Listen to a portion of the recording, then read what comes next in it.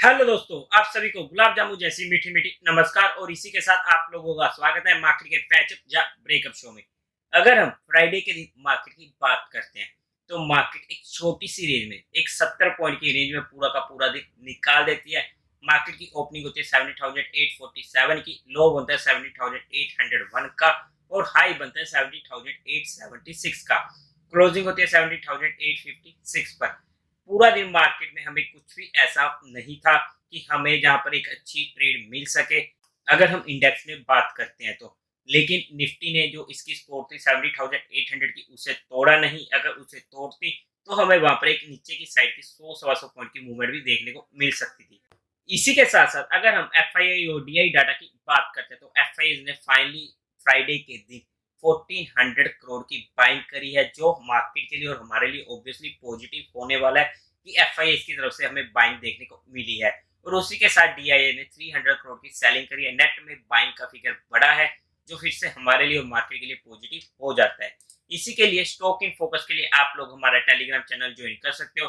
Telegram channel का link आपको description में, या फिर आप लोग direct market love affair search करके वहां से भी ज्वाइन कर सकते हो। और उसी के साथ साथ अगर आप लोगों को म्यूचुअल फंड में या किसी भी इंश्योरेंस सेक्टर में कुछ भी ओपन करवाना हो, या आप लोगों को कुछ भी क्वेरी हो किसी भी रिगार्डिंग, तो आप लोगों को डिस्क्रिप्शन में हमारी टीम का हेल्पलाइन नंबर और उसी के साथ साथ गूगल फॉर्म का लिंक मिल जाएगा।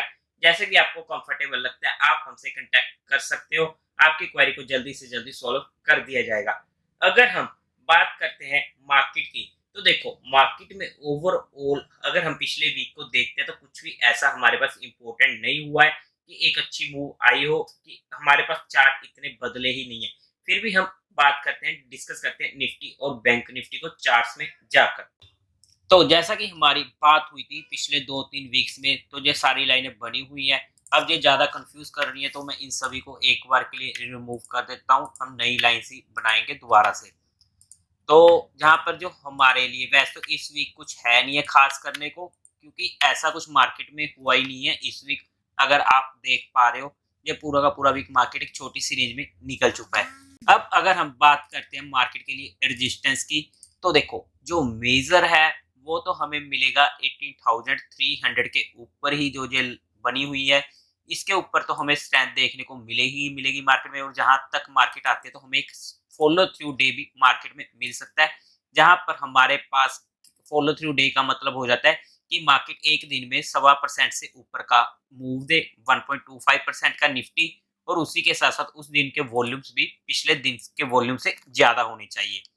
तो जैसा कि जो ये लाइन है जहां पर तो हमारे पास एक अच्छी स्ट्रेंथ देखने को मिलेगी, मार्केट में फॉलो थ्रू डे भी मिल जाएगा, क्योंकि फॉलो थ्रू डे मिलने के बाद ही मार्केट अप ट्रेंड में आएगी और वहीं से ही हमारे पास हमारी क्वांटिटीज भी इंक्रीज होंगी। और अगर हम सपोर्ट की बात करते हैं तो जो हमारी जो 70,400 के पास इसने सपोर्ट ली थी 2 बार, जो हमारी बात भी हुई थी।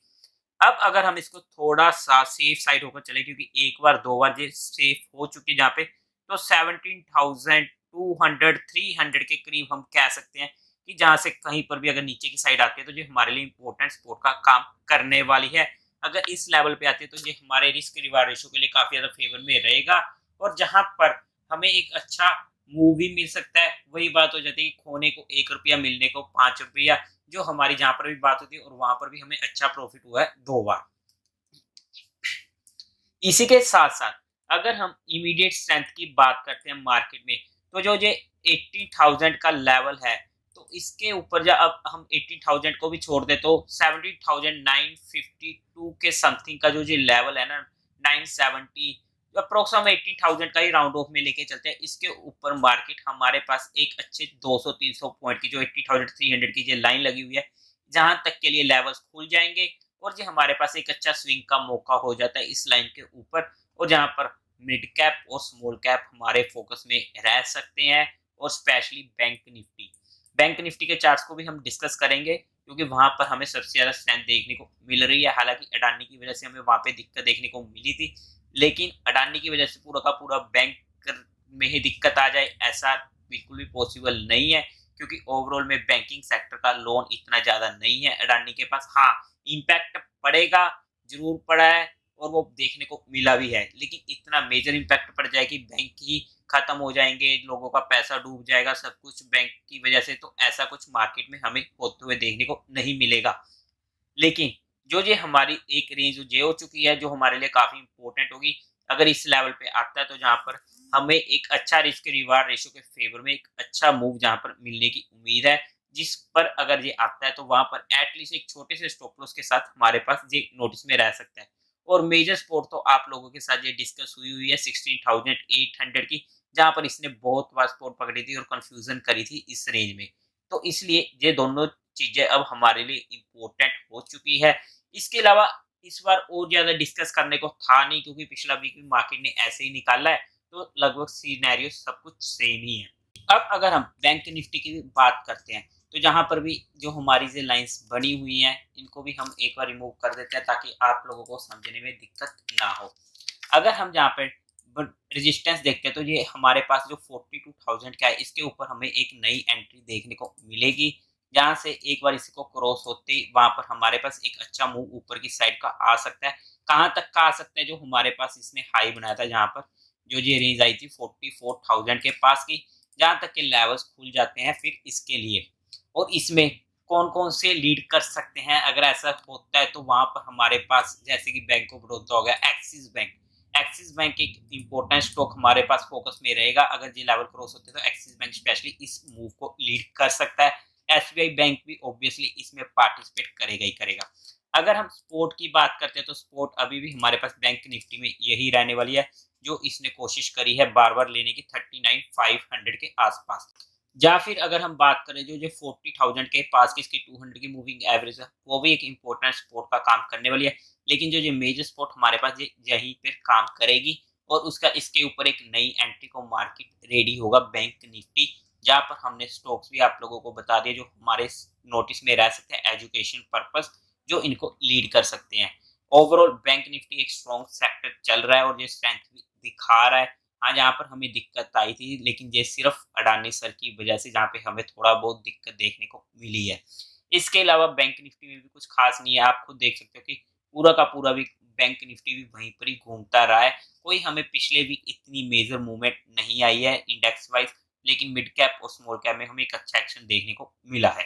तो आप लोगों ने देखा होगा कि चार्ट्स वैसे के वैसे ही हैं, पूरा का पूरा वीक हमें कुछ खास देखने को नहीं मिला है। अगर हम स्टॉक्स में भी बात करते हैं तो वहां पर मिड कैप और small cap specially broader market में हमें एक अच्छा एक्शन देखने को मिला है, और वो अभी भी कंटिन्यू रहने की उम्मीद है। और उसी के साथ साथ अगर मैं फिर भी बात करूं, जब तक मार्केट अप ट्रेंड में नहीं आता है, हमें एक फॉलो थ्रू डे नहीं मिलता है, तब तक के लिए हमें वेट एंड वॉच करना पड़ेगा अपनी क्वांटिटीज को लेकर, और स्विंग ट्रेडिंग पर ही फोकस करना पड़ेगा।